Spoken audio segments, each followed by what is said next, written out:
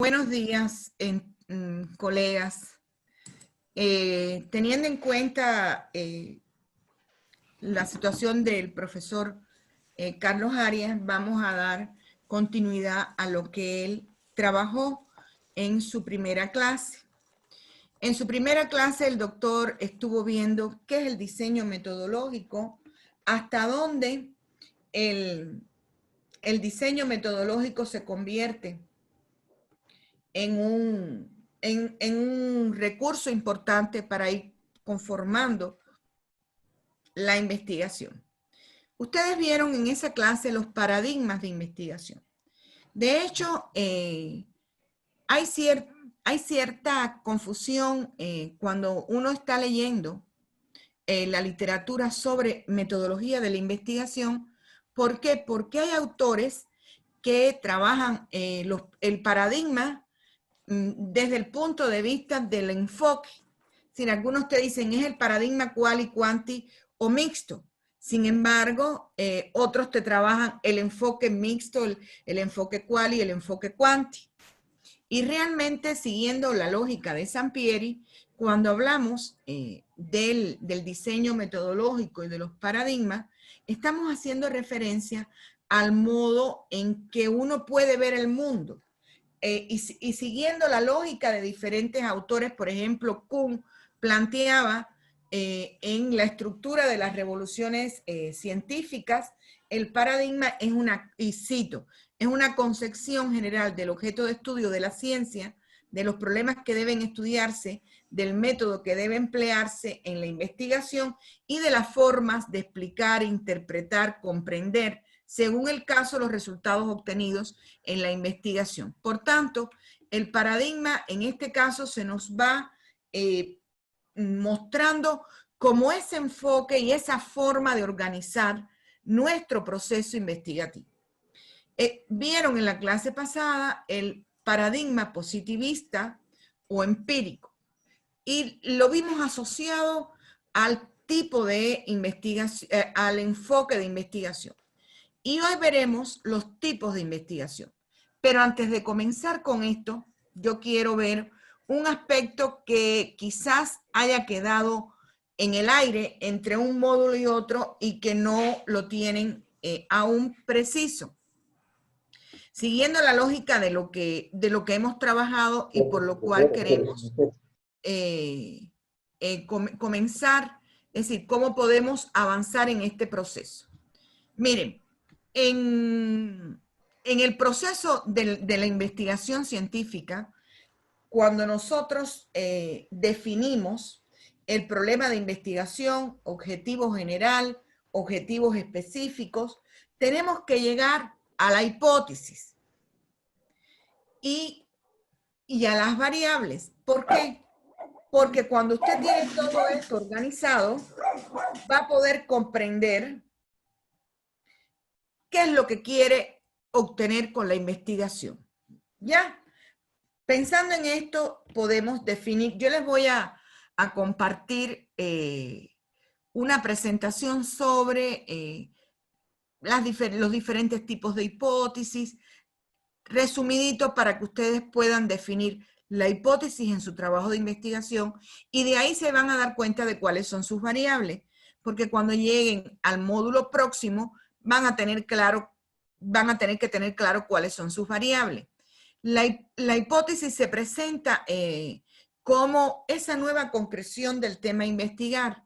Es decir, ¿cuál es el objetivo? ¿Cómo podemos verlo? No podemos avanzar. Es esa solución anticipada al problema. Si yo digo, ¿cuáles serían las acciones necesarias para elevar el rendimiento académico a partir de acciones motivacionales? ¿O cuáles serían las acciones para elevar el rendimiento académico en la Universidad Gabriel René Moreno, en la Facultad de Derecho? ¿Ya? ¿Cuáles serían las acciones? Ahí yo pienso y digo, lo que yo tengo que hacer, y es mi objetivo general, es elaborar un plan de acción motivacional o elaborar una estrategia motivacional para elevar el rendimiento académico en los estudiantes de primer año de la carrera de Derecho de la Universidad Gabriel René Moreno. Entonces, ¿cuál sería mi hipótesis en este tipo de investigación? Si se considera la solución anticipada al problema. Las estrategias motivacionales permiten elevar el rendimiento académico en los estudiantes de Derecho de la Facultad de la Universidad Gabriel René Moreno. No sé si agarraron la lógica.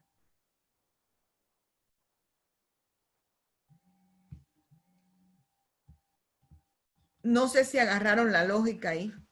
Es decir, sí. Uno tiene que ver la hipótesis como esa respuesta anticipada al problema a partir del objetivo general que usted tenga.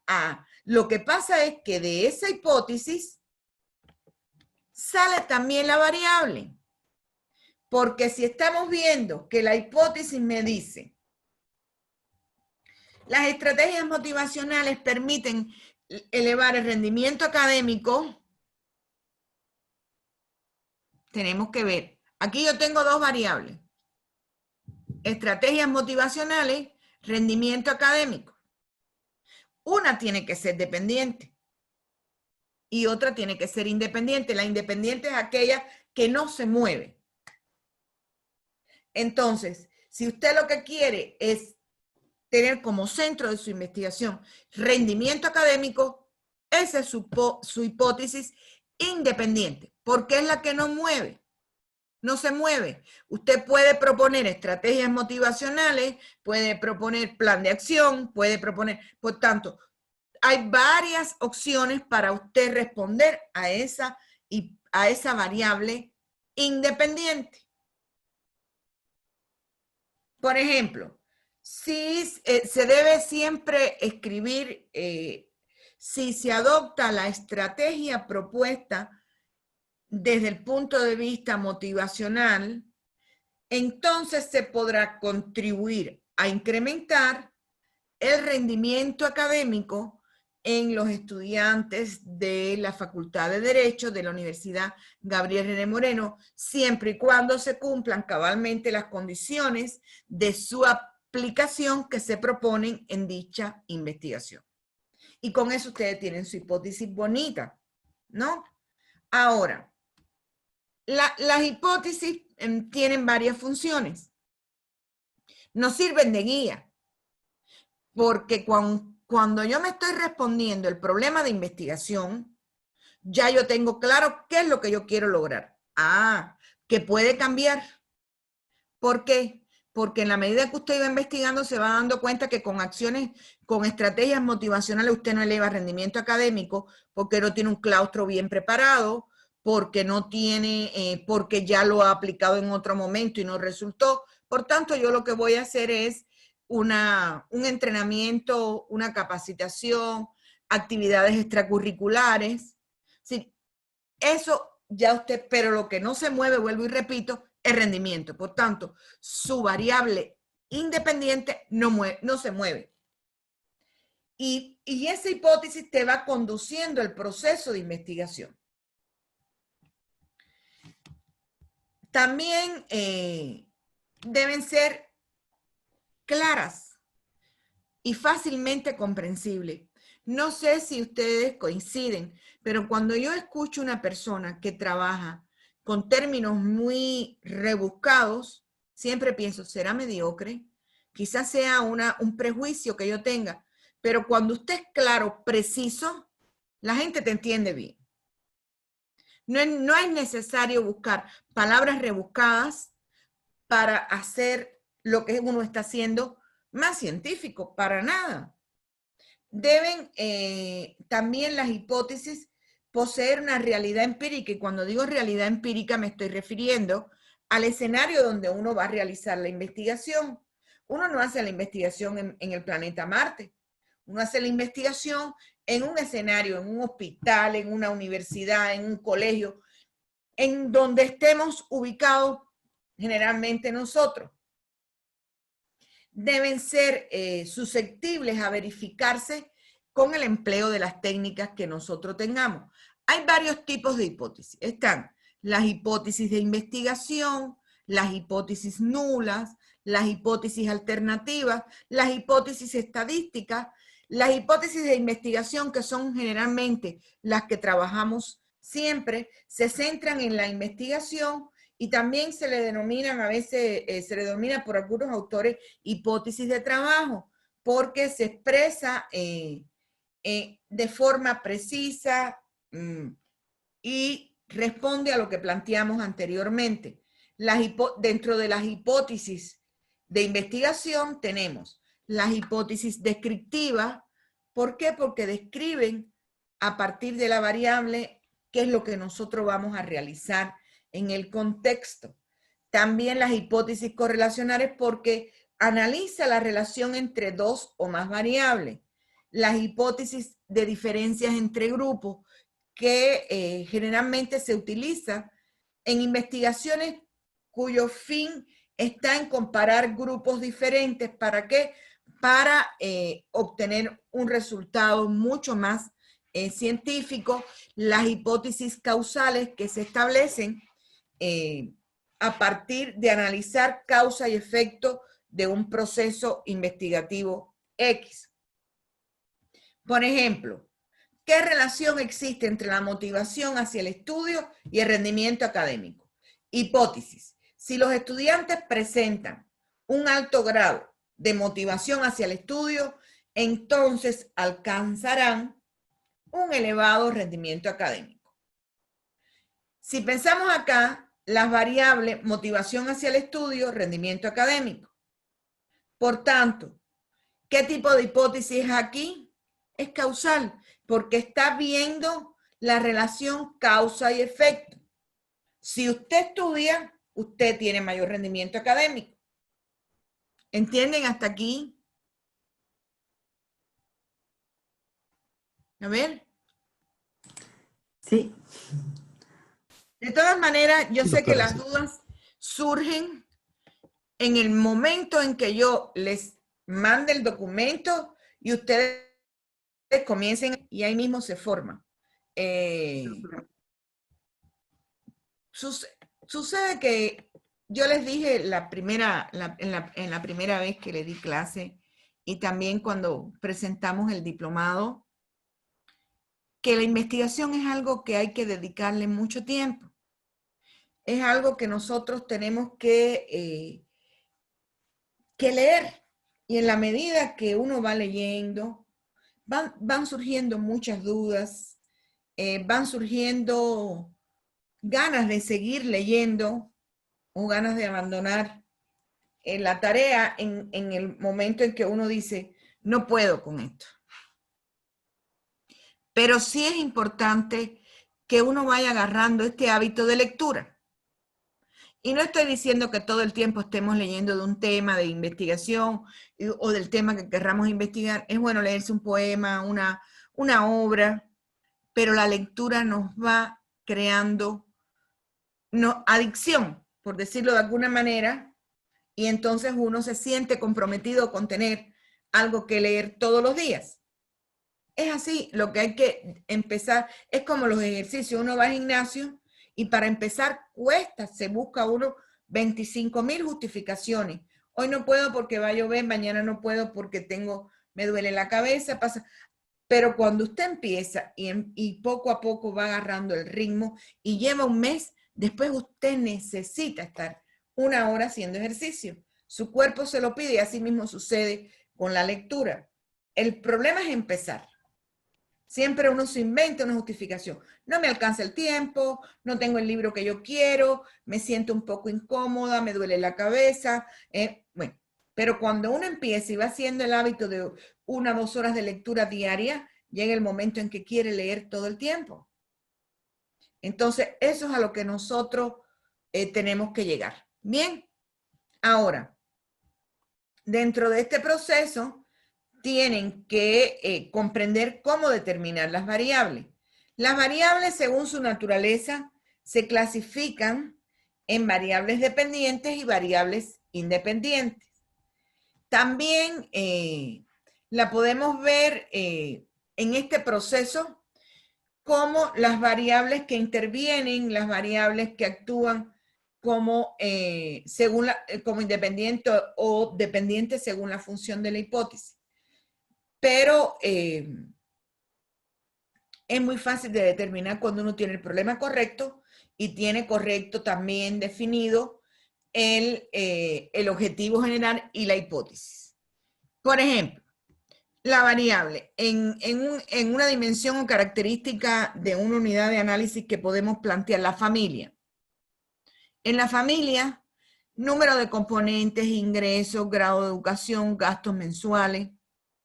Por tanto, ¿cuántas cosas nosotros podemos considerar para admitir un rango mínimo en la variación? Están esas variables independientes donde tenemos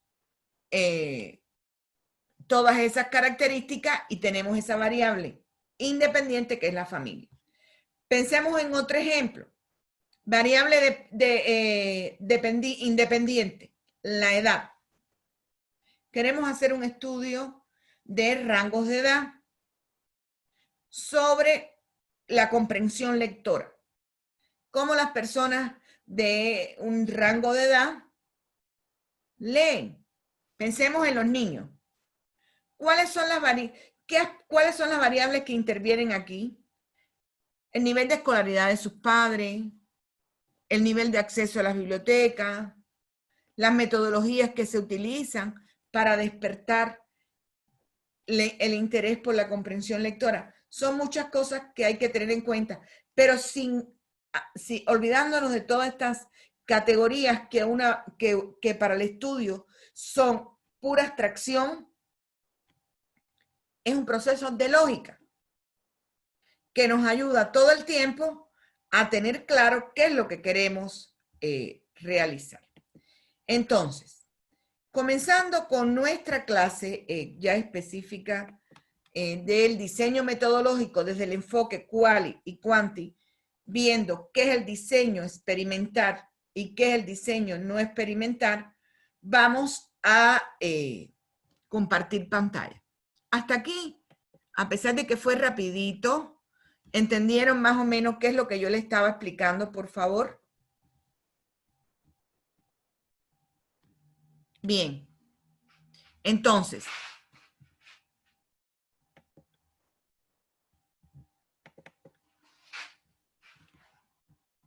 ¿pueden ver?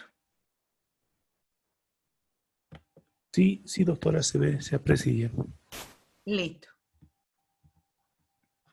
Entonces, vamos a ver el diseño metodológico desde el enfoque quanti y quali. Miren, algo nuevo que ustedes tienen en la evaluación de precisamente de esta semana, de la primera semana, es el foro. ¿Sí? Donde el profesor, donde es el espacio para que se logre intercambiar, para que se pregunten dudas.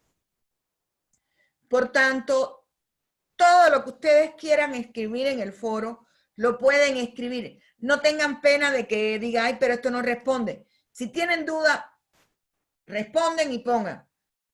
Tengo duda en estos aspectos. 2 punticos y seguido y ponen los aspectos. Porque así yo les puedo dar seguimiento hasta que se incorpore Carlos, que ojalá pueda dar la tercera clase, y si no, están condenados a muerte conmigo. Entonces, si no sabes hacia dónde va, cualquier camino te sirve. ¿Qué significa esto? Significa que si usted no tiene organizada correctamente su investigación, cualquier cosa te sirve. Y alguien te dice, no, ese no debe ser su objetivo, debe ser este. Y usted dice, ah, sí, verdad. Y viene el otro y dice, ese no debe ser su objetivo. Ah, sí, verdad. Está de acuerdo con todo el mundo porque no tiene claro qué es lo que va a hacer. Entonces, por eso es que yo les decía en el módulo de proceso que es importante que definan correctamente todos los momentos de la investigación. ¿Para qué? para que vayamos avanzando con los aspectos claros y precisos. Y sé que todavía hay algunos que no han comprendido la importancia de buscar las 10 bibliografías que yo orienté. Señores, para que tengamos idea de cómo procede, si procede o no procede esta investigación. Porque si no tenemos bibliografía actualizada sobre este aspecto, pues entonces, ¿de qué estamos hablando? Es necesario que esto nos quede claro para poder realizar la investigación. Bien, ahora, ¿qué vamos a ver? ¿Qué respuesta posibilita este tema en el proceso de investigación?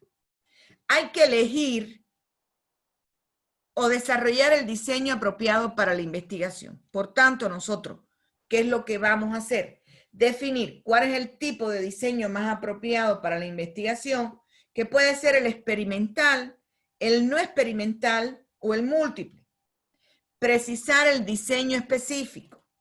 Justificar el diseño elegido desarrollado. No podemos nosotros en una investigación estar a la deriva y que yo diga, bueno, mi investigación es experimental.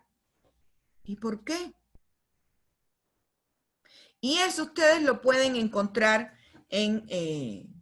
estaba buscando y no lo encontraba para decirle la página de Sampieri.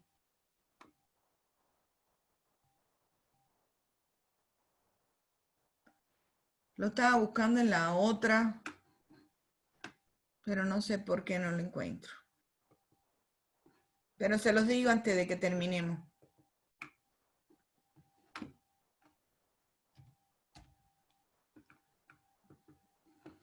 Entonces,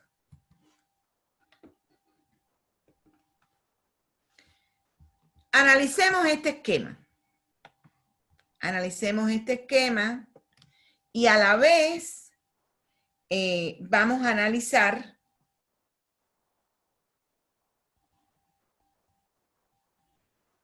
estoy viendo para poder ir viendo algunos ejemplos que pone Sampieri y a la vez ubiquémonos precisamente en qué es lo que necesitamos comprender. Diseño de investigación. El diseño de investigación, ¿a qué responde?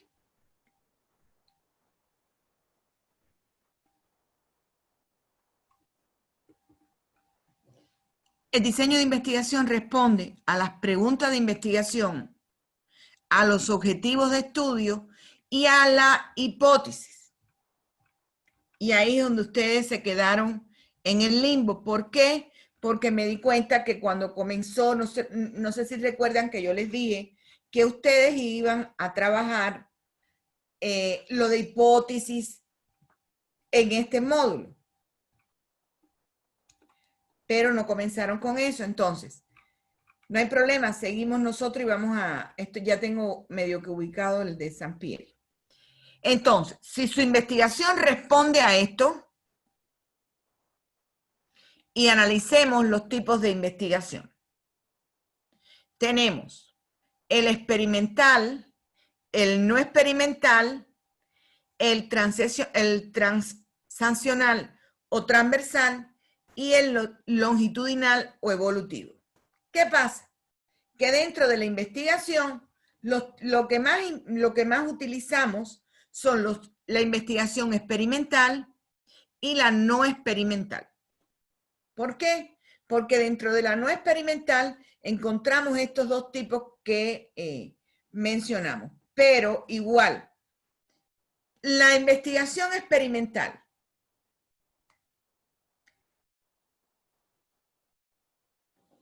que administran estímulos o tratamientos a intervenciones. ¿Cómo lo vemos? A partir de experimentos, de cuasi experimentos, de pre-experimentos. Este tipo de investigación generalmente se refiere al enfoque cuantitativo. ¿Por qué? Porque tiene un mayor rigor y además se reduce más a los experimentos y a lo que ya está establecido. Recuerden cuando vimos la diferencia entre la investigación quali y la investigación quanti que ustedes trabajaron con la doctora Yasvili,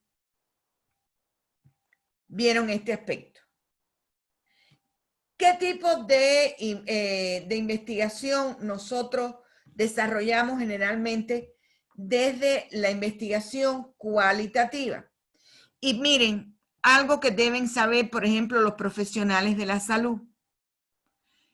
Cuando hacen un tipo de investigación, cuando trabajan esta investigación, generalmente trabajan la investigación experimental. ¿Por qué? Porque están tratando de rescatar esa información que no tenemos, donde manipulan las variables de forma intencional. ¿Por qué? Pensemos en el COVID. En esta enfermedad, ¿cuántas personas, cuántos médicos, cuántos laboratoristas están tratando de buscar alternativas para poder al menos paliar la situación que estamos viviendo? Entonces, se manipula intencionalmente la información para darle diferentes vueltas y lograr lo que nosotros queremos saber, lo que nosotros queremos determinar. Tiene que tener un determinado control. No podemos hacerlo de forma, ¿cómo decir? De forma arbitraria. Es necesario que nos concentremos en qué es lo que queremos lograr. Ahora bien, cuando pensamos en la no experimental, y quiero que quede claro algo aquí, por una razón. En la literatura muchas veces se confunde y se habla de los tipos de investigación exploratorio, descriptivo, correlacional. Y no se parte de que estos tipos de investigación son parte de la investigación, del diseño de investigación no experimental. Siempre tenemos que fundamentarlo de esa manera. Yo digo que todos los días uno aprende. ¿Y por qué les digo esto? En la medida que uno va avanzando en la investigación, va aprendiendo esto. También yo, incorrectamente, utilizaba así. No, su investigación es exploratoria descriptiva. ¿Por qué? Porque está describiendo. Es la primera vez que se realiza la investigación con ese enfoque y a su vez está describiendo la realidad. Cuando di ni siquiera yo como investigadora, cuando di la primera vez clase en la Gabriel, en una maestría de psicología del trabajo, un estudiante me pregunta, no, doctora, y yo estaba revisando un libro y me dicen que el estudio exploratorio es parte del diseño no experimental. Yo tengo que fundamentarlo. Casi muero, porque lo había leído, pero no lo justificaba. Así como que no me interesaba. Cuando el estudiante me hace la pregunta, tuve que decir, bueno, en la próxima clase vamos a ver este aspecto. ¿Por qué? Porque me quedé como que perdida, ¿no? Para ser honesta. Y uno se da cuenta de esto en la medida que lee y vuelve a leer. Por eso les digo, no nos podemos desanimar. No es que se la tengan que saber toda así, pero sí hay que ir viendo la lógica pasito a pasito para que podamos comprender. Y yo sé que es complicado. Es decir, que cuando vamos avanzando nos damos cuenta que dejamos lagunas, dejamos espacios vacíos y tenemos que volver. Cuando trabajamos este tipo de tema, se nos impone, ya encontré y les voy a decir, en Sampieri pueden encontrar en el capítulo 6 todo lo de la formulación de las hipótesis. Está en la página 102. ¿Por qué? Porque ahí ustedes lo pueden leer con más calma y además tienen ejemplos. Sampieri, la ventaja de este libro es que nos pone ejemplos. También otros libros ponen ejemplos, ¿no? Pero me resulta un poco más cómodo. Entonces, en el capítulo 7, que es en la página 126, ya se habla de la concepción o elección del diseño de investigación. Bien, ahora, por eso es que en la página 129, Sampieri habla del diseño de investigación, de los diseños experimentales. Y cuando él habla de los diseños experimentales, se refiere específicamente a cómo hay que tener en cuenta las variables. Y pone un ejemplo bien fácil en la figura 7.2, que es el tratamiento, estímulo, injerencia, intervención como supuesta causa. Influye en el supuesto efecto. Es decir, no te está dando el tema, te está mostrando cómo tú puedes verlo. Y ahí te habla, un tratamiento psicológico reduce la depresión. Dentro de este diseño experimental, después menciona un tratamiento médico, mejora la artritis. Y aquí pensamos, ¿se manipula la información de forma intencional? Y si yo pienso en el tratamiento psicológico, reduce la depresión, puedo manipularlo. ¿Hasta dónde puedo manipularlo? Si soy psicóloga, si soy psicoterapeuta, ¿cómo nosotros? Por eso yo les recomiendo que cuando tengan dudas, me pueden preguntar sin pena, por supuesto, pero vayan a Sampieri, porque en sus ejemplos uno lo lee y dice, no entendí nada. Vuélvalo a leer. Y vuélvalo a leer. Entonces, por ejemplo, cuando usted va a evaluar las consecuencias del impacto deliberadamente de algo, es imposible que tú puedas manipular. Porque eso ya pasó. Ahí cuesta manipular. Ya pasó. Pero sin embargo, hay varios aspectos que usted sí puede contemplar. Ya después él plantea varios ejemplos.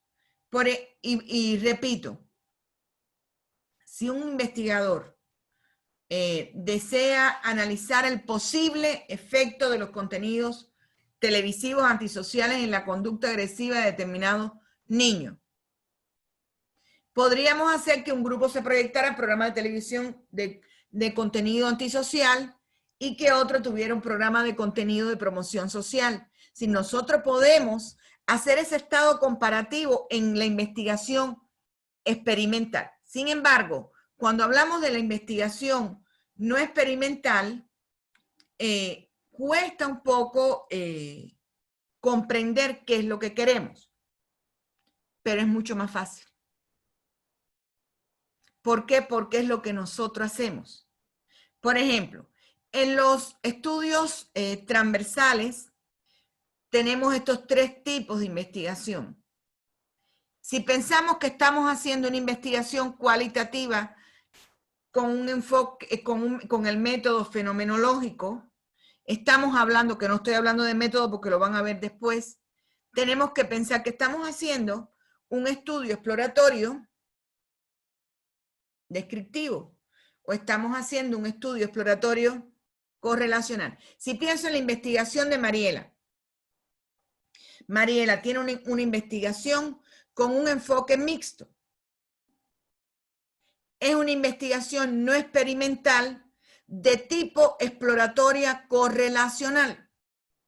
¿Por qué?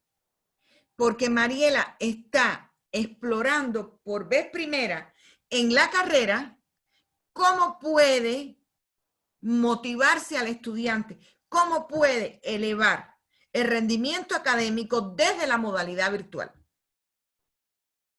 Porque algo que le faltaba a Mariela ya en su trabajo final y que comentábamos, tiene que dejar claro que es para la modalidad virtual, porque es la primera que está haciendo eso en su facultad. Por tanto, ella, aparte del enfoque científico y de lo que puede ir descubriendo en este proceso de investigación, está haciendo un aporte. Va a crear un instructivo para que en su facultad pueda desarrollarse esas acciones motivacionales desde el docente. El docente es el que lidera y el que tiene que lograr esa motivación en su grupo para que el alumno pueda tener un elevado rendimiento académico. Y para que el alumno se comprometa, sabemos nosotros los maestros y los que no son, también al final todos hemos sido estudiantes. Señores, cuando uno copia y pega de un material, a veces hasta tiene el máximo de puntos porque o el docente no tenía el software antiplagio o el docente tiene 100 estudiantes y hizo un muestreo de las respuestas en los softwares antiplagio y usted tuvo la suerte de que no le tocó. Pero uno sí sabe que estuvo haciendo cosas incorrectas. Y qué contento, tengo 10. Pero soy bruta porque no sé hacerlo. Entonces, por eso es que uno tiene que tener claro, yo pienso, por ejemplo, en la investigación de Marcela, que es una investigación cualitativa, con el método fenomenológico, porque es la descripción de un fenómeno social y todo lo que, y todas las consecuencias e impacto que tiene eso en una comunidad. Mariela está haciendo un estudio exploratorio. Disculpa, Marcela, un estudio exploratorio descriptivo. Porque está describiendo cómo se dio cómo a raíz de la creación de esta comunidad se vieron todos los beneficios de la familia, que la familia aporta a la comunidad. Bien. Y así también podríamos verlo desde otros puntos de vista.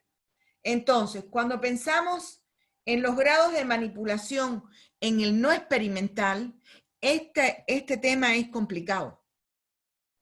Usted me escucha y cuando termino va a decir, no entendí nada. Tiene que ir siguiendo la lógica y tiene que leer. Tiene que leer porque como está viendo todo a la vez, los enfoques, los diseños, los paradigmas, un poco como que uno se confunde. ¿Entiende? Si yo pienso, ¿cuál es el paradigma de la investigación de Mariela? Sociocrítico. Porque quiere transformar. Y esas son cosas que ustedes tienen que ir viendo todo el tiempo. Miren.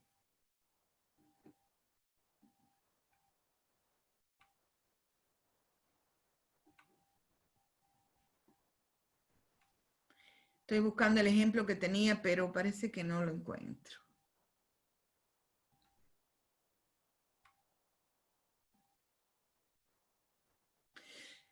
Algo que tenemos que tener claro. Cuando uno va a manipular las variables, en este caso de forma intencional, pero tiene que tener claro estos aspectos. Usted tiene que saber correctamente cuáles son los antecedentes de su investigación para saber si se ha hecho o no. ¿Qué te aportó? ¿Qué no te aportó? ¿Entienden? tiene que evaluar antes de manipular esa información. Tiene que verificar lo que usted va a manipular para que no quede como pura especulación. Bien. Con respecto a este aspecto, yo quisiera, a pesar de que en el foro de esta semana tienen que responder sobre los diseños de investigación, un acápite que me manden a mi correo de cuál es su hipótesis, solo hipótesis y variables, para que puedan manipularla en función de lo que están viendo hoy. Hagan la hipótesis, si está mal yo les digo, porque yo tengo lo demás de sus trabajos. De hecho, hice una carpeta independiente de plataforma con sus trabajos. No he revisado la actividad final porque he tenido mucho trabajo y este fin de semana la reviso y ya le mando a todos el informe, ¿no? Ahora, ¿qué es importante en este proceso? Si pensamos en este proceso, ay, disculpen.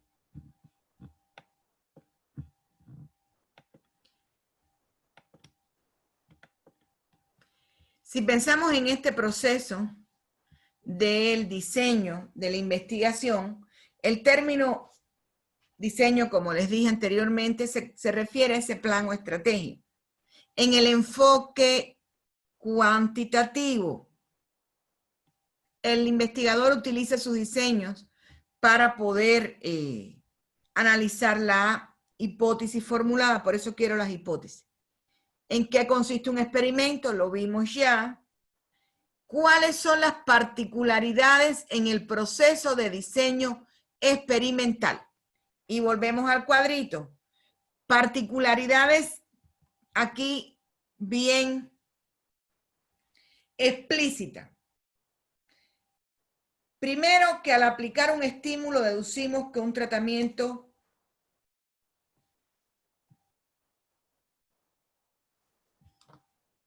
no entiendo esto.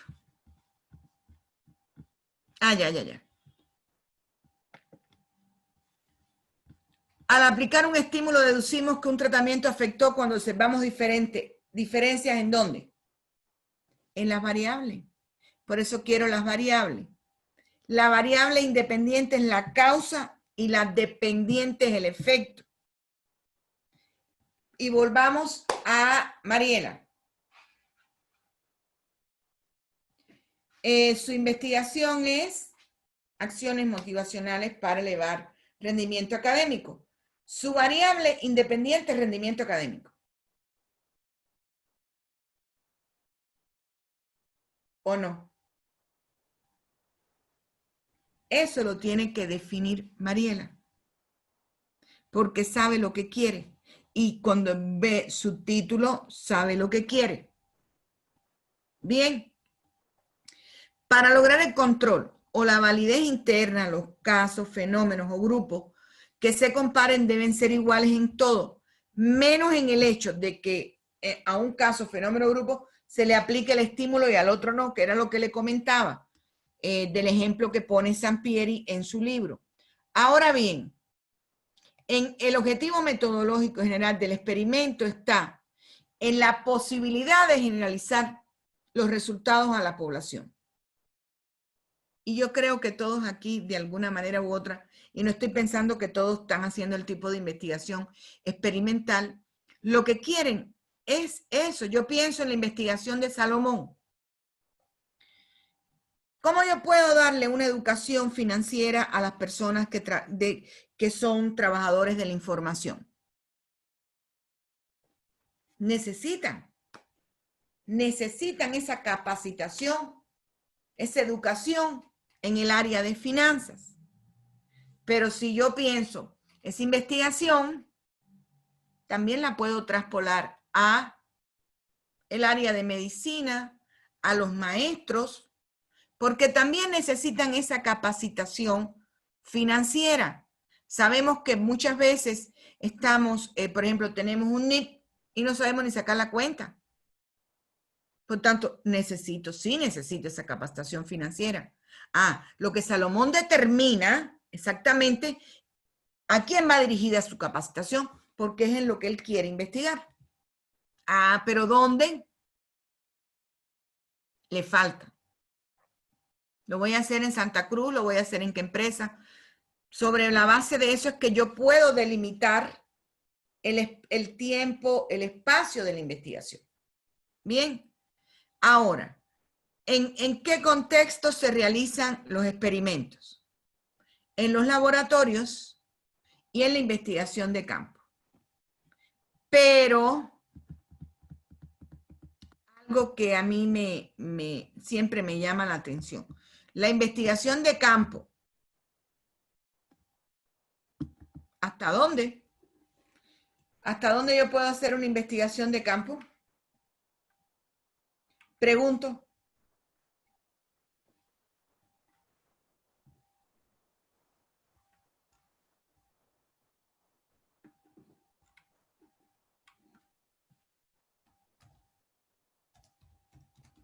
A ver, niños.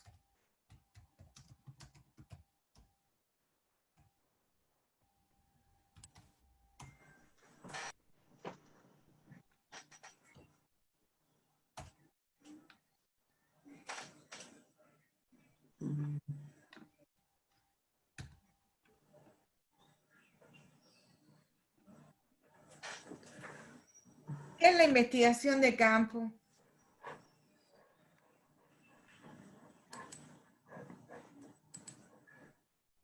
Silencio total.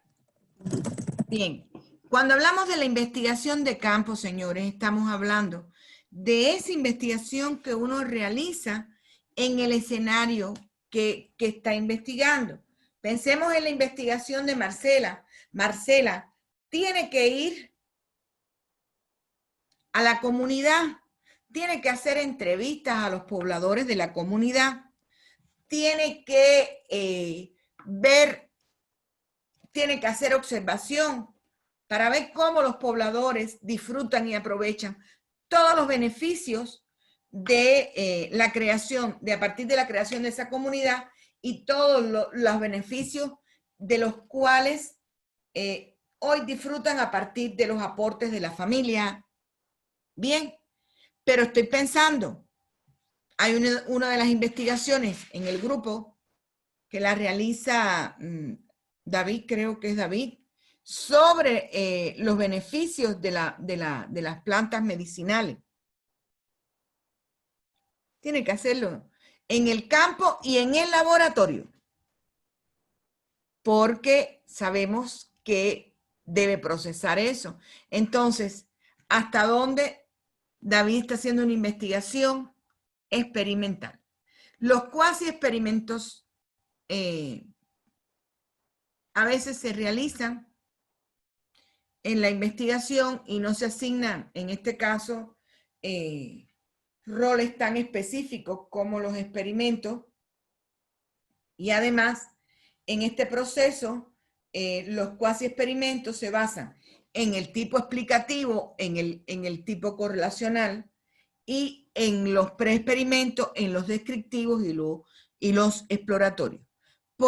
Pero una cosa que es común a todos ustedes, todos están investigando un tema que es la primera vez que lo hacen, que a pesar de que hay, ¿cómo decirles? De que hay investigaciones sobre el tema, hoy con ustedes tienen una intencionalidad diferente, tienen un objetivo diferente. ¿Ustedes me entienden?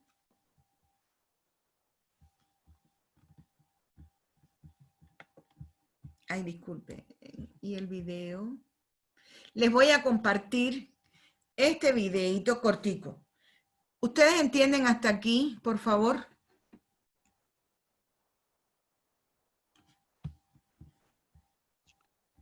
Doctora, muy buenos días, colegas, Buenos compañeros. días, Soy Salomón. Salomón. ¿Cómo está? Muy buenos días.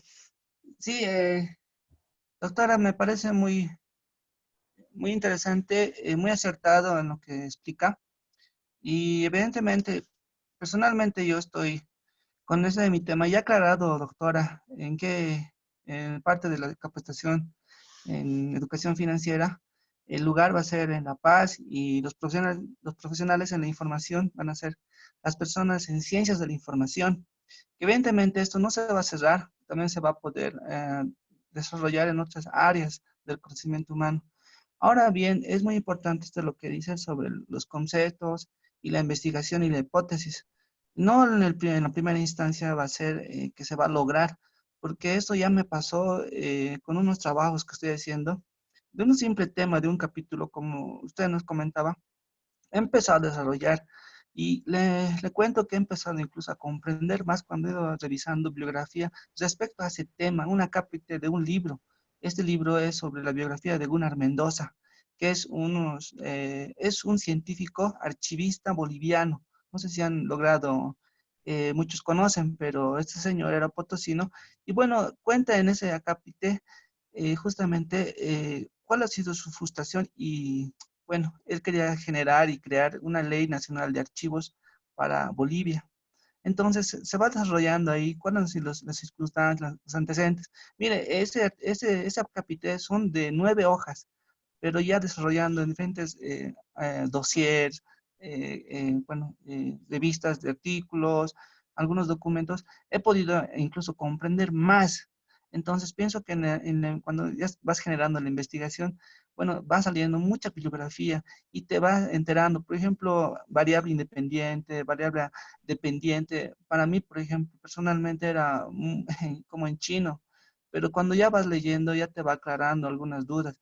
Las mismas 600 páginas de la bibliografía de metodología de Sampieri, igual te va aclarando que es muy abstracto en algunos, pero cuando ya vas contrastando con otros libros, ya te va aclarando. Entonces, la Exacto. idea, digamos, es que, como se dice, hay que leer y leer, porque cuando vas contrastando la idea de un autor con otro autor, ya empieza ahí incluso a reflexionarte, ya empiezas a tener un análisis crítico sobre lo que estás haciendo, doctora. Muchas gracias. Gracias, Salomón. De hecho, por ejemplo, yo pensando en tu investigación, tu variable independiente, que no cambia, es la capacitación, es educación financiera. Ni siquiera capacitación, educación financiera. ¿Por qué? Porque ya la capacitación es lo que tú vas a hacer. Es tu propuesta, es tu aporte. Lo vas a hacer en los profesionales de la comunicación, pero también lo podrías hacer en los profesionales del magisterio. Por tanto, eso puede variar, que no va a variar porque tú tienes una intención clara, pero es para que nos quede claro a nosotros qué es lo que no va a variar en la investigación. No sé si les queda claro qué es lo que no va, cuál es su esencia en la investigación. En Mariela es rendimiento académico, porque ella puede hacer un plan de acciones, puede hacer estrategias motivacionales, puede hacer un plan de capacitación, no sé cuántas cosas, pero ¿para qué? Para elevar rendimiento académico.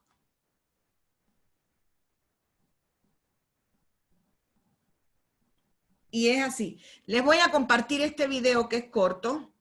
No sé si se escucha, me dicen, por favor. Doctora, antes A que ver, sí, compartamos, un momento. Dígame. sí.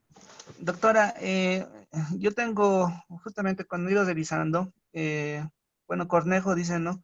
Que algo adquirido, si no lo implementas en las 74 horas, es, bueno, un conocimiento ya perdido. Entonces, siguiendo ese principio, ese consejo, Miguel Ángel Cornejo, por si acaso, estoy aplicando, digamos, y quiero generar un artículo que me he puesto fechas, exactamente para septiembre. Un artículo, a diferencia de una investigación, ya en este caso la monografía, ¿en cuánto tiempo se puede terminar, doctora? ¿Unos 20 días, 15 días o un mes? ¿Un artículo? Gracias. Sí, un artículo para publicarlo. Depende, Salomón, del conocimiento que tengas del tema. Ya. Si tienes un amplio conocimiento del tema y has consultado literatura, bastante literatura sobre el tema, en 20 días tú haces un artículo.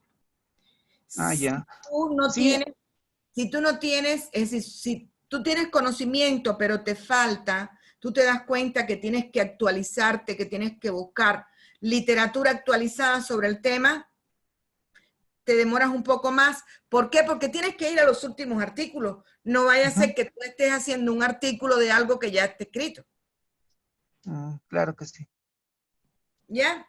Entonces, les voy a compartir este Gracias, videito. doctora. No, gracias a usted. Este videito corto sobre cómo realizar un diseño experimental. Bien, me dicen si... Entre un diseño experimental y un diseño no experimental.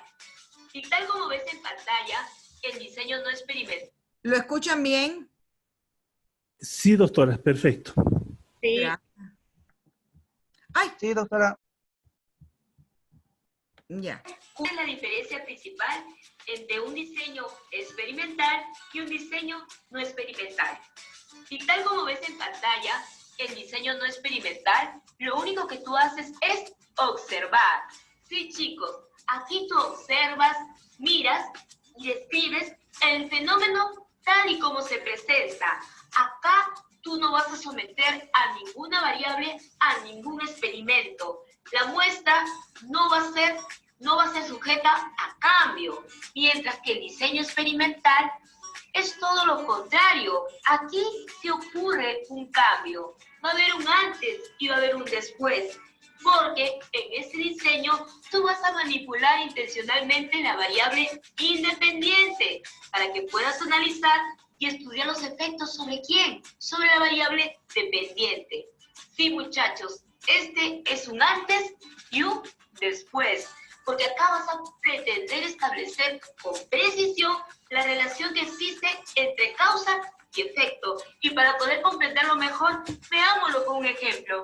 Si tu problema es rentabilidad financiera negativa en los últimos 2 meses, entonces tú como investigador vas a proponer una posible solución, que podría ser implementar el programa de control de costos y gastos. ¿Para qué? Para que haya un efecto, ya sea positivo o negativo. Y según este ejemplo, podría ser que la rentabilidad financiera, después que tú has implementado ese programa de control de costos y gastos, entonces esa rentabilidad que vaya a ocurrir vaya a ser positiva o tal vez negativa, no lo sé. En este ejemplo estamos poniendo que la rentabilidad financiera va a aumentar significativamente.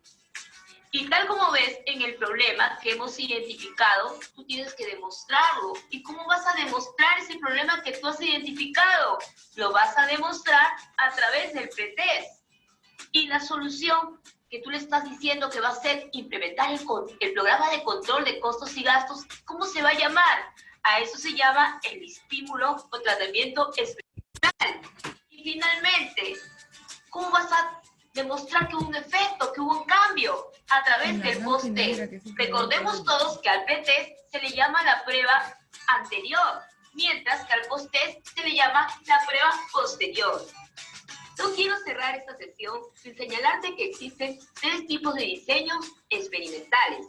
Tal como lo ves en el cuadro, estos se clasifican en pre-experimentos, en experimentos puros y en cuasi-experimentos, dentro de los cuales en este cuadro te he señalado cuáles son las características especiales de cada uno, así como su proceso. No quiero pasarlo sin explicarte de que en los pre-experimentos y experimentos puros tienen una semejanza. ¿Cuál es? Me dirás que ambos participantes son asignados al azar. Además de ello, en los pre-experimentos solamente vas a incluir a un solo grupo al cual le vas a aplicar la prueba, ¿no? La prueba o el tratamiento experimental. Mientras que en los experimentos puros, acá vas a emplear 2 grupos. El primer grupo va a ser el grupo de control y el segundo grupo va a ser el grupo experimental. Y solamente a un grupo le vas a aplicar, ¿qué cosa? El tratamiento, ¿no? Y finalmente tenemos los cuasi-experimentos. En los cuasi experimentos los sujetos han sido previamente identificados y definidos para poder participar en determinado grupo. Por ello aquí, chicos, los participantes no son asignados al azar. Bueno, chicos, ahora vamos a ver los preexperimentos. En los preexperimentos, el control es mínimo y aquí solamente trabajarás con un solo grupo al cual le vas a aplicar el tratamiento, el experimento o la solución. Pero antes de ello deberás tomarle una previa o pretest al fin de poder diagnosticar el problema que éste tiene. Después de ello le aplicarás el tratamiento, la solución y después de un tiempo prudencial le aplicarás la prueba final o prueba posterior, más conocido como el post-test. Y para poder comprenderlo todo mejor, vamos a ver con un ejemplo. Si tal vez tú eres un educador, ¿no? Y observas que el rendimiento académico es deficiente en los alumnos, entonces vas a demostrar que efectivamente es deficiente a través de una prueba previa, es decir, de un pretest, ¿no? De repente a través de los exámenes, ¿no? Demuestran que efectivamente los alumnos tienen rendimiento académico deficiente. Y tú como educador propones un tratamiento, una solución, en este caso buscas establecer un programa de reforzamiento académico, ¿no? Por las tardes, lo implementas. Y después de haberlo implementado, después de un tiempo, obviamente tiene que haber terminado el programa de reforzamiento académico, tú les tomas una prueba a tus alumnos, que viene a ser la prueba posterior, para evaluar si efectivamente estos mejoraron o empeoraron su rendimiento académico. Se supone que el efecto tiene que ser para mejora. Obviamente, si el programa que tú has realizado de reforzamiento académico, esencialmente cumple varios criterios como para poder lograr este tipo de efecto. Ahora veremos los experimentos puros. En los experimentos puros, chicos, tú vas a emplear dos grupos. ¿Cómo es eso que dos grupos? Un grupo es el grupo de control y el otro es el grupo experimental, o también más conocido como grupo de trabajo.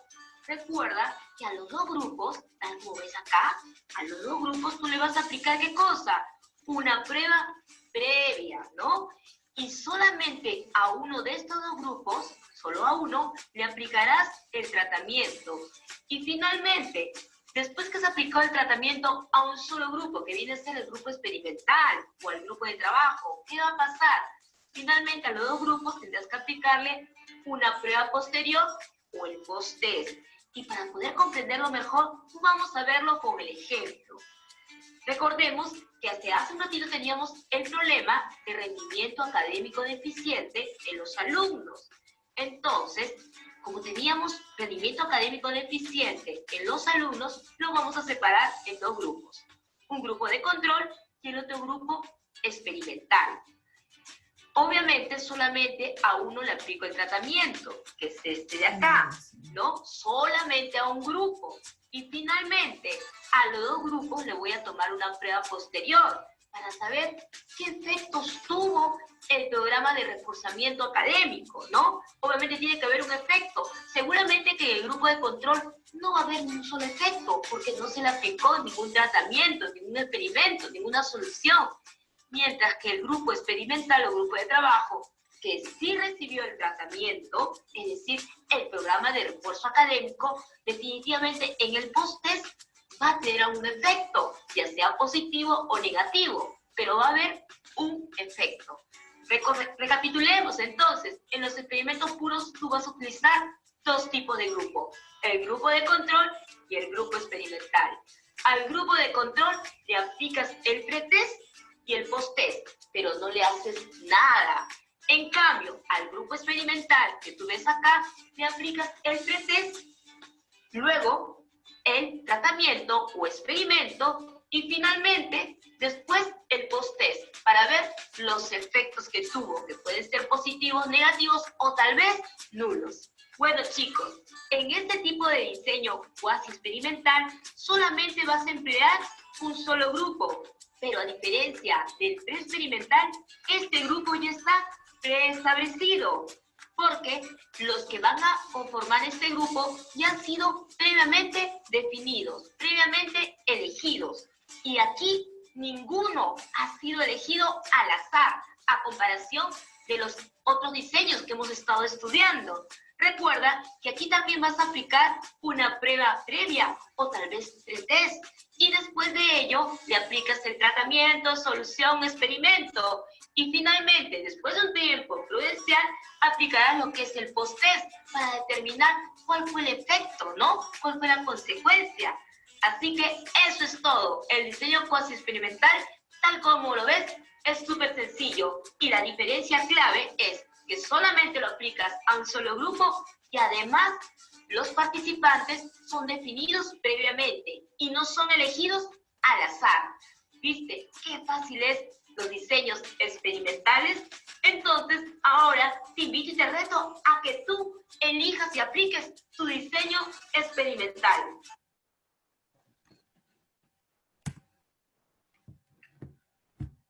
Bien, creo que con ese video que les voy a ir compartiendo,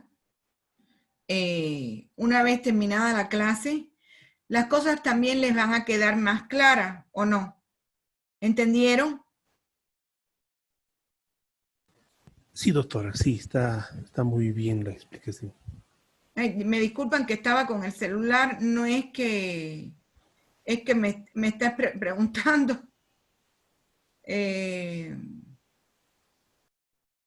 Sobre un arte.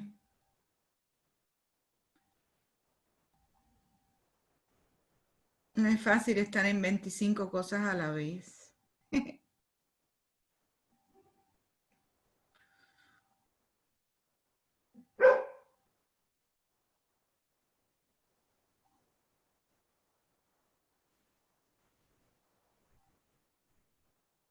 Ya.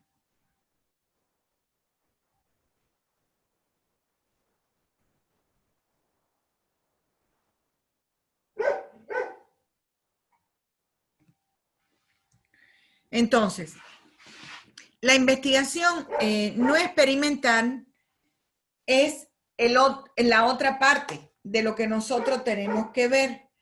¿Qué sucede? Que es importante manipular deliberadamente las variables independientes. ¿Por qué? Ay, este es el perro de mi casa.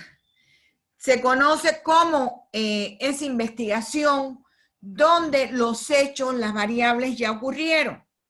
Ahora bien, ¿cómo nosotros podemos ver los diseños no experimentales? Están a partir de esos diseños exploratorios, descriptivos, correlacionales, causales, y a partir de las investigaciones de tendencia, de análisis evolutivo, de panel. ¿Qué sucede? Que los diseños no experimentales transversales son los que ustedes realmente realizan, igual que lo realizan en los diseños experimentales. El tipo de investigación es exploratoria, es descriptiva. Se me cayó mi señal. ¿Se te cayó la señal? Me desconecté completamente, terrible. Ya, pero no siguió grabando, Maure, no hubo problema. Entonces, ¿qué sucede con esto? Nosotros tenemos que contemplar dentro de los tipos de diseño transversales los exploratorios. Cuando se recolectan datos sobre una nueva área sin ideas prefijadas y con apertura. La investigación de Marcela es exploratoria, es la primera vez que se hace ese tipo de investigación. Generalmente,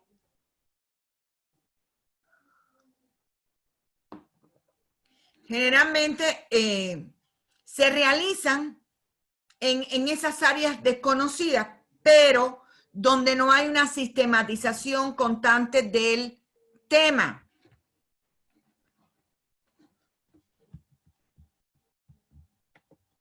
Un momento, por favor. ¿Qué es que hay para controlar a mi perro?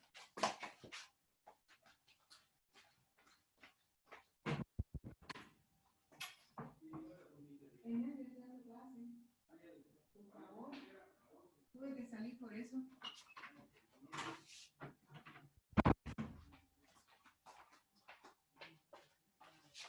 Es muy difícil controlar el fin de semana, la gente en silencio. Tengo todo el tiempo, todo el mundo en silencio y la gente quiere hablar y habla alto. Entonces, continuamos. Los estudios descriptivos es cuando se recolectan datos, en este caso sobre un concepto, sobre una variable, sobre un contexto, sobre una comunidad. Por eso es que decía que el estudio de Marcela es un estudio de tipo exploratorio descriptivo. Entonces, cuesta, para nosotros cuesta.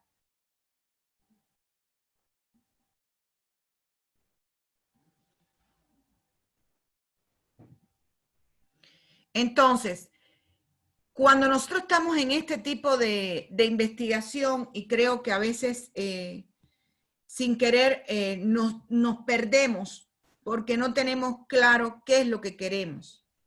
Y es por eso que es tan importante eso que vimos en el módulo anterior. Si usted tiene estructurada correctamente su investigación, esto le sale fácil. A partir de sus variables, a partir de su hipótesis. Bien, las correlacionales es cuando se describen vínculos entre categorías, conceptos, variables, sucesos. No es necesario que nos dediquemos a hacer una súper explicación sobre eso, porque está fácil entender. Y las correlacionales causales, que son los tipos de investigación explicativos. ¿Por qué? Porque se basa entre esa causa y efecto, como pusimos un ejemplo. Siempre hay que tener presente que nosotros, si sabemos exactamente qué es lo que queremos en la investigación, todo fluye. Es un problema de organizar y de planificar correctamente ese diseño. Es decir, cumplir los pasos tal como se deben realizar. Bien. Ahora, dentro de este proceso, las variables de reconstrucción de las relaciones causales en la modalidad correlacional causal, que es la explicativa, ahí nos aparecen varios ejemplos. Los casos retrospectivos, los casos prospectivos y los casos con causalidad múltiple. Normalmente, todo esto, ¿cómo usted lo adquiere? Lo adquiere a partir de ese diagnóstico inicial que realiza con determinadas técnicas de recogida de información. Está en estos diseños longitudinales, que es la otra parte de los no experimentales. Precisamente están los transversales y los longitudinales. Está este diseño de tendencia.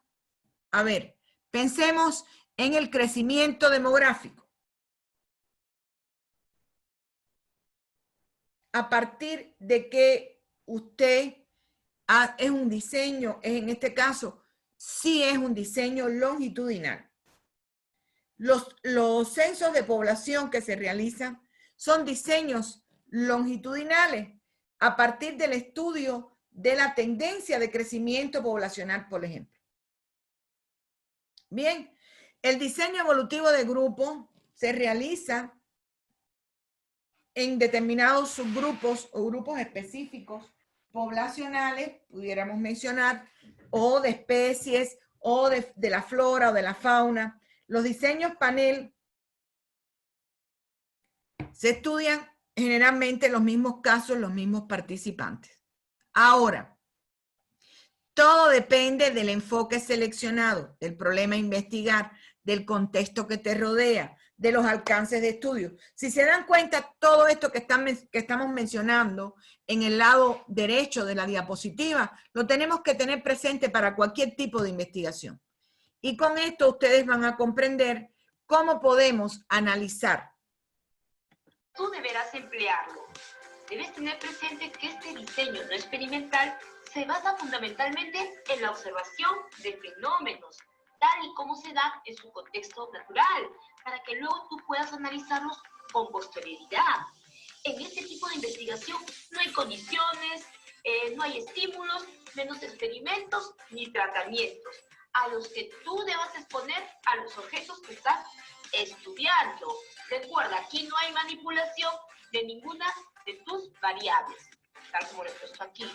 Acá no manipula las variables, ¿no? Y las puedes utilizar en cualquiera de los tres tipos de enfoque que en este momento estás viendo en pantalla. El cuantitativo, cualitativo o mixto. Y déjame decirte que los diseños no experimentales se dividen en dos. ¿Y cuáles son esos dos? Los que tú ves ahorita, que son los diseños transeccionales y o transversales, o si no los longitudinales y o evolutivos. A continuación vamos a ver de qué trata cada uno de ellos. Y para ello vamos a empezar definiendo los diseños transaccionales y o transversales, ¿no? Que ahorita ves en pantalla, ¿no? Recuerda que estos recolectan datos en un único momento del tiempo. Por ello, tú analizas el fenómeno o la situación en ese momento en que tú obtuviste los datos. Su único propósito es describir las variables o tal vez analizar su incidencia o interrelación en un momento determinado del tiempo. Aquí, chicos, tú no modificas nada. Acá no vas a manipular ninguna variable y menos vas a hacer cambios en tu sujeto de estudio. Es como tomar una fotografía, algo que sucede en un momento único. Por ello, si tú recoges los datos en un solo periodo de tiempo, entonces es un diseño no experimental de tipo transversal y se subdividen en exploratorios, descriptivos o correlacionales y o causales de acuerdo a lo que tú desees hacer. Ahora vamos a ver lo que son los diseños longitudinales y evolutivos. Y en este momento lo estás apreciando en pantalla. Este tipo de diseños, lo voy a marcar, los longitudinales y evolutivos, ¿no? Recolectan datos a través del tiempo, ¿no? ¿Para qué? Para analizar los cambios ocurridos durante los periodos que tú aplicaste el instrumento. Quiere decir que en los longitudinales tú aplicas el instrumento en diferentes puntos del tiempo, mientras que en los transaccionales solamente lo aplicas una sola vez. Ahora, los diseños longitudinales y evolutivos suelen dividirse en tres tipos: diseño de tendencia, diseño de análisis evolutivo y diseño de panel. Para que todos podamos comprenderlo mejor, vamos a verlo con un ejemplo. Tal como te decía, el diseño transeccional o transversal, ¿no? Tú aplicas el instrumento por variable en un solo momento del tiempo, ¿no? Acá vemos esta es la muestra. Supongamos, ¿no?, que es un grupo de estudiantes, ¿no? Tú le aplicas el instrumento a este grupo de estudiantes y ¿qué sucede después? ¿Hay un cambio? No, están iguales. Están igualitos, ¿no? Porque el objeto de estudio no se le somete a ningún cambio, ¿no? Acá aplicas el instrumento por variable de estudio que tú deseas explorar, tal vez describir, relacionar, ya sea el instrumento que vayas a aplicar, encuesta, cuestionario, ficha de observación, ficha de cotejo, cualquier tipo de instrumento que quieres aplicar, pero lo aplicas en un solo momento del tiempo. En un solo momento del tiempo, ¿no? Por ejemplo, si tú como investigador deseas medir tal vez el rendimiento académico de un grupo de alumnos de primero o secundaria en el primer trimestre del año, entonces tú le vas a aplicar una prueba, es decir, un examen bimestral, en donde vas a obtener datos, cuando aplicas el examen, cuya información te va a revelar si el rendimiento académico es bueno, tal vez es deficiente, o tal vez es muy malo, ¿no? No lo sabemos. ¿Qué te saldrá? Entonces, ahora veremos un ejemplo de diseño longitudinal o evolutivo. ¿Cómo es eso? ¿No? Aquí, chicos, ustedes van a aplicar el instrumento en diferentes momentos del tiempo. ¿El instrumento por variable de estudio? Sí, chicos, el instrumento es por variable de estudio, ¿no? Tú aplicas el instrumento por variable de estudio que vayas a desear explorar, describir, relacionar, ya sea el instrumento encuesta, entrevista, la ficha de cotejo, la ficha de observación de datos, exámenes. Este instrumento lo aplicas, como te digo, en diversos momentos del tiempo. Los momentos del tiempo lo eliges tú, que puede ser semana, puede ser meses, puede ser bimestres, trimestres, años. No lo sé, eso lo eliges tú. Y en el ejemplo, si tú eres un investigador y quieres determinar los niveles de pobreza en el Perú, por ejemplo, ¿no? Dichos niveles los vas a medir en diferentes puntos del tiempo. Yo quiero medir los niveles de pobreza del Perú en los últimos 5 años, ¿no? Entonces, ¿qué voy a hacer? Voy a analizar la evolución de la pobreza en el año 1, año 2, año 3, año 4 y año 5, ¿no?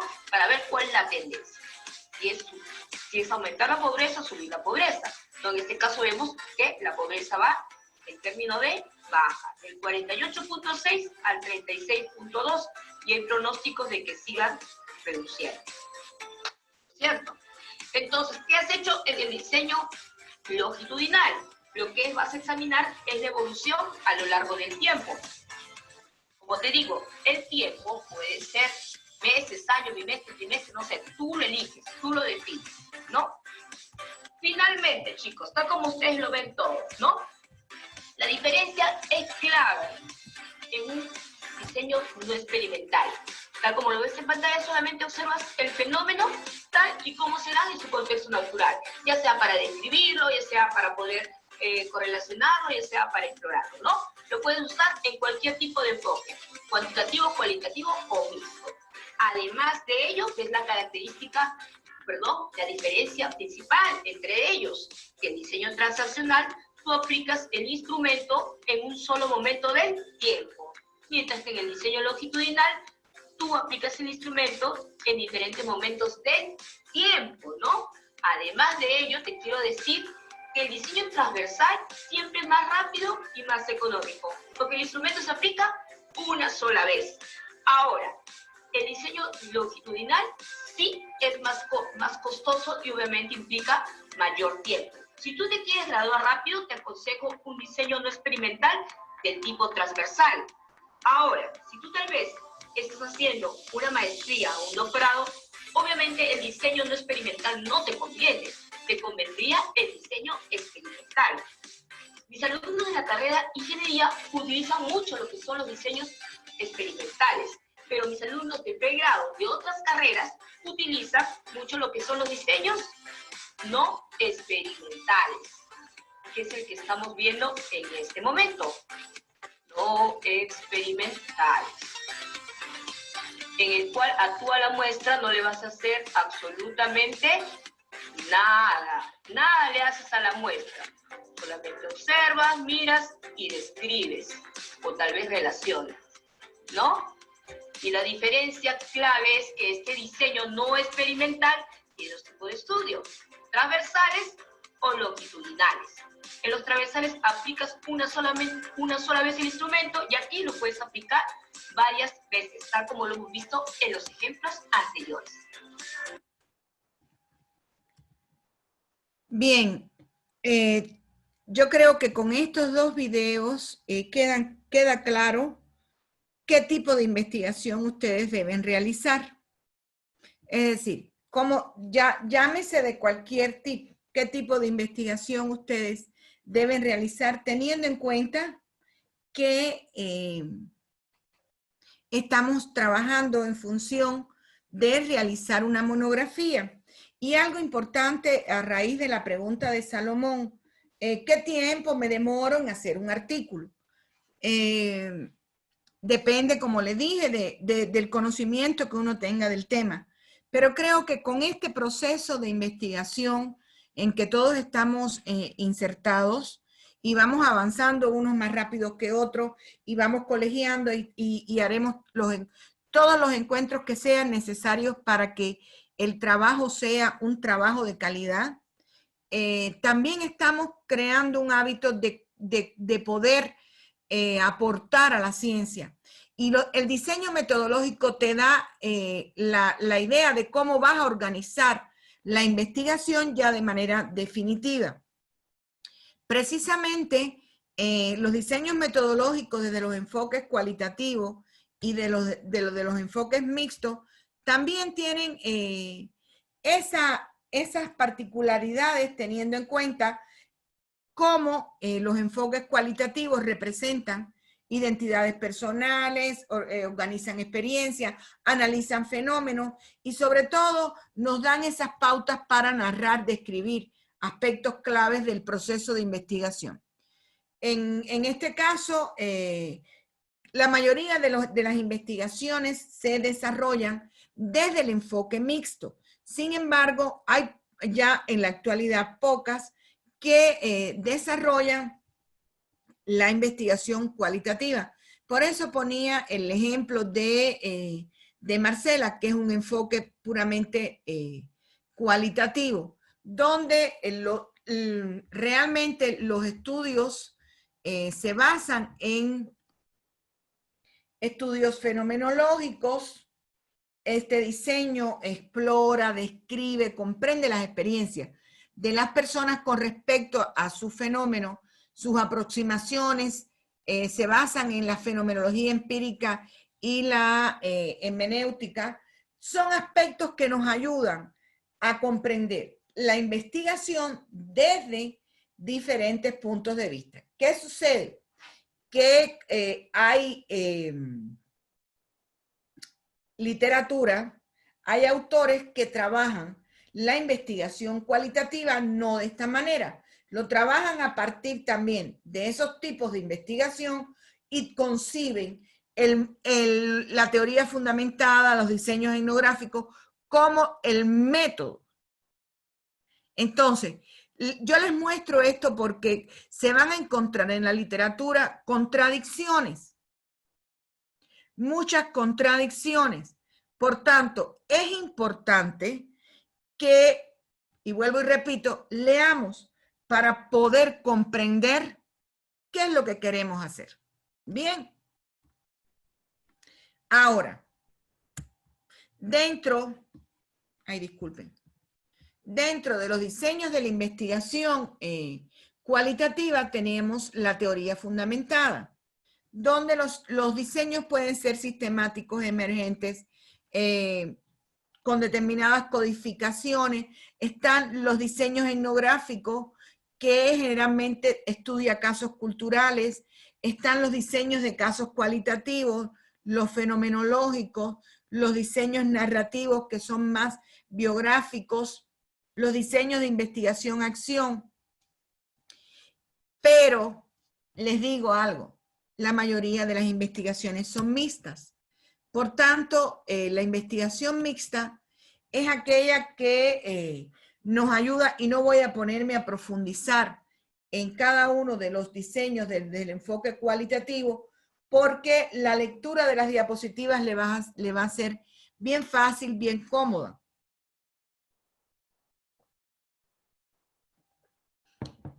Además de lo que tienen desde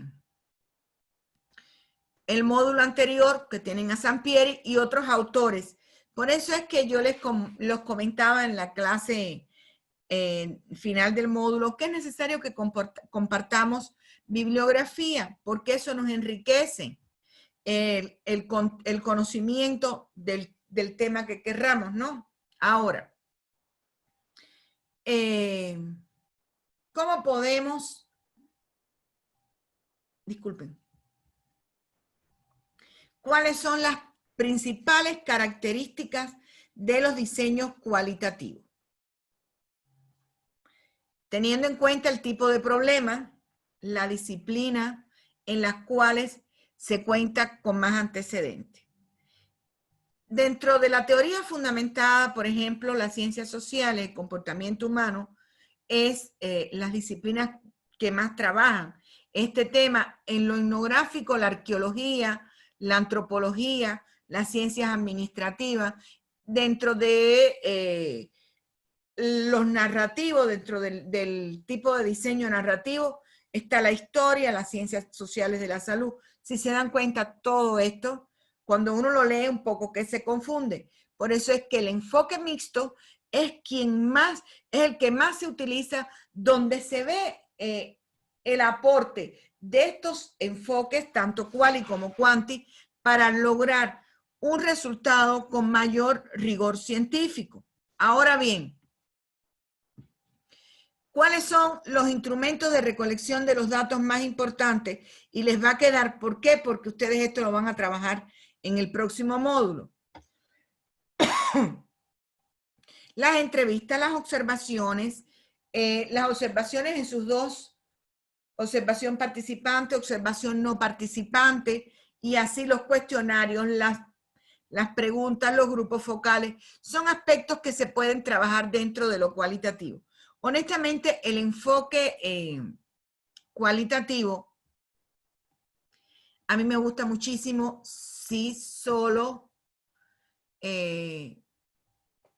describiéramos, analizáramos la realidad a partir de los criterios de expertos, de las consultas que hagamos y del propio criterio del investigador. Pero cuando lo analizamos así, nos falta. Nos falta instrumentos, nos falta herramientas para poder darle veracidad a la investigación que estamos realizando. ¿Bien? El enfoque mixto, que es el que generalmente se utiliza. Tenemos los diseños exploratorios secuenciales. Este diseño implica una fase inicial de recolección y análisis de datos cualitativos, y seguido a esto está el análisis de datos cuantitativos. Por tanto, el diseño exploratorio secuencial lo vemos en este análisis como el que más se utiliza.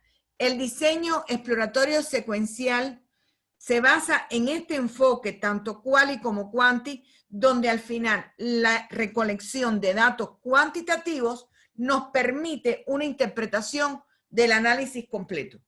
Y como bien aparece, está en la página 512 de Sampieri. En estas diapos les estoy poniendo la bibliografía para que ustedes puedan consultarla y estudiar lo mismo que estudié yo para preparar esto. Ahora, el diseño explicativo secuencial se basa en esa recolección de datos cuantitativos, ese análisis cuantitativo, disculpe, la recolección de datos cualitativos. Si se dan cuenta, va de lo quanti a lo quali. Y pensemos, tenemos una información estadística sobre un tema específico. Por tanto, a partir de esa recolección de datos cuantitativos es que nosotros hacemos la secuencia de la información con la recolección de datos cualitativos. A partir de una información estadística, hacemos entrevistas, analizamos artículos sobre el tema y podemos entonces hacer el análisis cualitativo de la temática que estamos investigando. Diseño transformativo secuencial. Incluye 2 etapas. Y depende de cuál sea, en este caso, lo que nosotros estemos investigando y de la importancia que le demos a la investigación. Tenemos de lo quanti a lo quali y de lo quali a lo quanti. Ahora, si pensamos en la investigación de Mariela, es diseño transformativo secuencial. ¿De qué estamos hablando? Estamos hablando de este enfoque teórico, de la perspectiva, del abordaje, de la ideología, del marco conceptual. Realmente estamos viendo cómo todo esto se está haciendo, ¿para qué? Para transformar la realidad. Y por eso es tan importante la triangulación de datos, donde usted, a partir de que, y esto es válido para todo, de planteamiento de problemas, de la teoría, de la hipótesis, de la muestra y la recolección del análisis, que lo vamos a ver en la próxima clase, usted puede tener los resultados y hacer una comparación e interpretación de los resultados que usted quiere en la investigación. ¿Qué sucede? Que hay muchas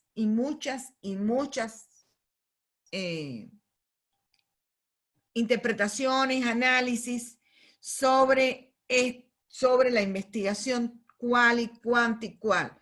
Sin embargo, depende de lo que nosotros querramos hacer. Por eso es importante tener clara esta frase de Sampieri. La meta de la investigación mixta no es reemplazar a la investigación cuantitativa ni a la investigación cualitativa, sino utilizar las fortalezas de ambos tipos de indagación, combinarlos y tratando de minimizar las debilidades potenciales. Creo que esta frase encierra todo lo que hemos dicho y con ello terminamos esta sesión de trabajo. Entonces, la meta de la investigación mixta no es reemplazar a la investigación cuantitativa ni a la investigación cualitativa, sino utilizar las fortalezas de ambos tipos de indagación, combinándolas y tratando de minimizar sus debilidades potenciales. ¿En qué consisten los métodos mixtos? Los métodos mixtos representan un conjunto de procesos sistemáticos, empíricos y críticos de investigación e implican la recolección y el análisis de datos cuantitativos y cualitativos. Se abreviará como cuan cuando se trate de cuantitativo y como cual cuando se trate de cualitativo. Ahora pasemos a los enfoques de la investigación. Dentro de los enfoques tenemos la investigación monometódica y la investigación multimétodos. La primera hace referencia al uso de un solo método de investigación. Aquí encontramos al enfoque cuantitativo puro y al enfoque cualitativo puro. Y la segunda hace referencia al uso de varios métodos. Aquí se encuentran los métodos mixtos. ¿Cuándo utilizar los métodos mixtos? La decisión de emplear los métodos mixtos solo es apropiada cuando se agrega valor al estudio en comparación con utilizar un único enfoque, porque regularmente implica la necesidad de mayores recursos económicos, de involucramiento de más personas, de mayor conocimiento y mayor tiempo. ¿Por qué utilizar los métodos mixtos? Porque ofrecen varias ventajas. Primero, perspectiva más amplia y profunda. Segundo, mayor teorización. Tercero, datos más variados. Cuarto, creatividad. Quinto, indagaciones más dinámicas. Sexto, mayor solidez y rigor. Y por último, mejor exploración de los datos. Pretensiones básicas del enfoque mixto. Tenemos a la triangulación, compensación, complementación y las demás que podemos observar. Estos han sido destacados por varios autores y sirven para la justificación de un planteamiento del problema bajo esta aproximación. Ahora pasemos al ¿cuál es el sustento filosófico de los métodos mixtos? Los métodos mixtos tienen diversas características. Tales características se les otorga su sustento epistemológico, que es el pragmatismo. Ahora pasemos al proceso mixto. 1. Planteamiento del problema. 3 maneras. Primero, escribir y formular los objetivos y preguntas cuantitativas y cualitativas separadas. Segundo, redactar una pregunta mixta integrada y luego subdividirla. Y tercero, escribir preguntas para cada fase de la investigación de acuerdo con la evolución del estudio. 2. Revisión de la literatura. En la mayoría de los estudios mixtos se realiza una revisión exhaustiva y compleja de la literatura. Hernández Sampieri recomienda que ésta sea siempre explícita y con claridad. 3. Hipótesis. En los métodos mixtos, las hipótesis se incluyen en y para la parte o fase cuantitativa. Podemos tener hipótesis predeterminadas derivadas de planteamientos del problema o hipótesis emergentes que se darán durante el proceso de investigación. 4. Diseños. Implica un trabajo único y un diseño propio. por lo que resulta una tarea más artesanal. Si el investigador quiere desarrollar un diseño mixto, debe hacerse estas 4 preguntas en específico. También existen diseños mixtos específicos que lo vamos a ver ahora. Aquí lo tenemos. A. Diseño exploratorio. Implica una fase inicial de recolección y análisis de datos cualitativos. B. Diseño explicativo. Implica una recabación y análisis de datos cuantitativos. Y C. Diseño transformativo secuencial. Tiene una perspectiva teórica más amplia. Pasemos a los siguientes 3. D. Diseño de triangulación. Es el más popular ya que pretende corroborar o confirmar resultados. E. Diseño añadido. Reside en que un método predomina y guía el proyecto. Este puede ser cuantitativo o cualitativo, y el diseño añadido concurrente requiere más bibliografía más amplia. Diseños mixtos específicos, los 2 últimos. El diseño transformativo es el diseño donde se recolectan y se analizan los datos mediante una teoría, visión, ideología o un diseño. Y el diseño de integración múltiple es un diseño más amplio. La recapitulación vendría a ser, tenemos 8 diseños mixtos específicos.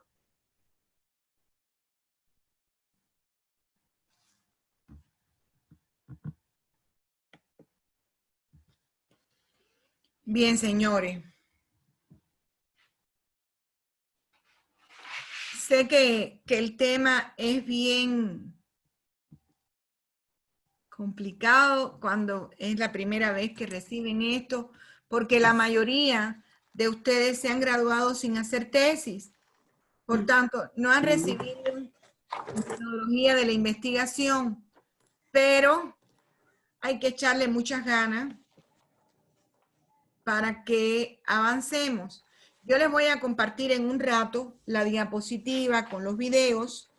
Les voy a compartir la actividad del foro porque tengo que descargarla de plataforma y con eso ustedes ya pueden trabajar. Quiero que ya terminen de participar. Voy a revisar la fecha del foro de la actividad número 1 para dejarle hasta mañana a las 23:55 para que terminen el foro de la actividad número 1. El foro. ¿No es de las 2, Lick? A ver. Doctora, ¿y vamos a tener actividad 2? Claro, ya está en plataforma. Ya está en la plataforma, ya.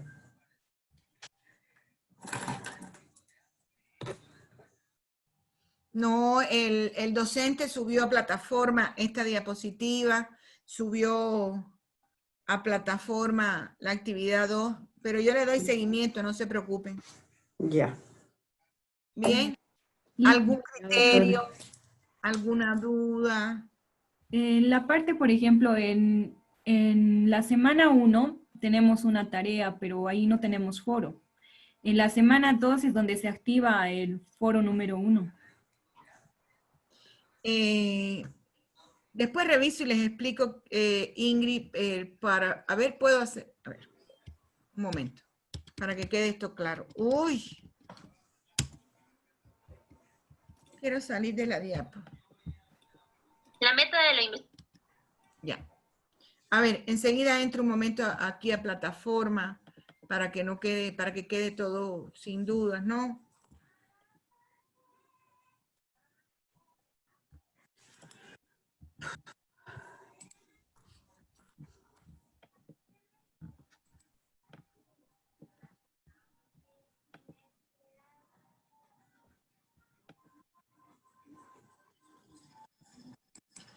La primera actividad tienen una tarea donde tienen que hacer un análisis, sí es cierto, Ingrid, disculpe, de la bibliografía relacionada con el tema y desarrollar las siguientes preguntas. ¿Qué es paradigma? ¿Por qué son importantes los paradigmas? ¿Cuáles son los paradigmas aplicables? Escribe 3 ciencias o disciplinas con las que crea se relaciona el paradigma positivista, el paradigma interpretativo, el paradigma sociocrítico. ¿Qué paradigma elegirías para completar tu investigación y el por qué? Y mencione y explique las características de 2 tipos de investigación. Esa tarea venció el día de ayer. Yo la voy a ampliar después el plazo para hasta mañana a las 23 55, porque solo 10 estudiantes han enviado la tarea. ¿Ya? Ahora, la actividad número 2 de esta clase, foro debate. Sobre lo estudiado en clase y apoyado en la bibliografía, participe y comente los siguientes aspectos. ¿Cuál es la filosofía del diseño experimental y no experimental? ¿Cuáles son las principales características de los diseños experimentales y no experimentales? Lo pueden hacer bien fácil con las diapositivas que yo les voy a compartir. ¿Cuáles son los motivos por los que se presenta un experimento? Y el foro está abierto para participar los días 9 y 10 de agosto hasta las 23. Lo voy a abrir desde hoy hasta el día, a ver, lo voy a abrir desde hoy hasta el miércoles, hasta el día 12. ¿Ya?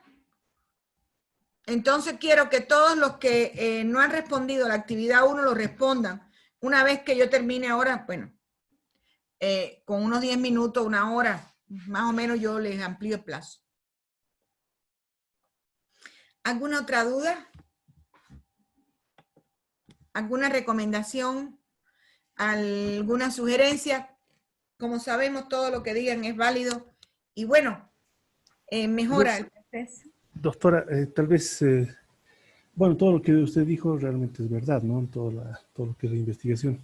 Pero sería bien hacer también hincapié en el hecho de que las investigaciones experimentales conllevan gastos económicos para el investigador. Suelen ser bastante caros, ¿no? Reunir mucha gente, por decir, en una muestra de unas 70 personas, por decir, y ver su hábito alimenticio, por ejemplo, invitarles un determinado, qué sé yo, alimento para probar la hipótesis. En este caso, estamos haciendo un supuesto tan solo, lleva, ¿no? O sea, tenemos que los investigadores invertir dinero en el experimento porque no ha de ser fácil, no es barato, ¿no?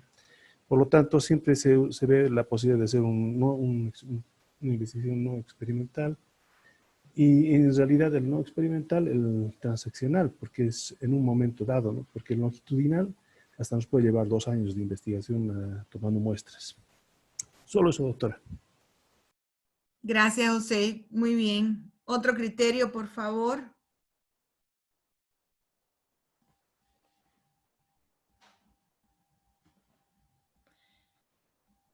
Bueno, señores, lo único que me resta decirles es que se cuiden mucho y que tengan un bonito fin de semana, que hagan sus actividades evaluativas, pero que descansen, que la vida es una sola. Tomen roncito, una cervecita.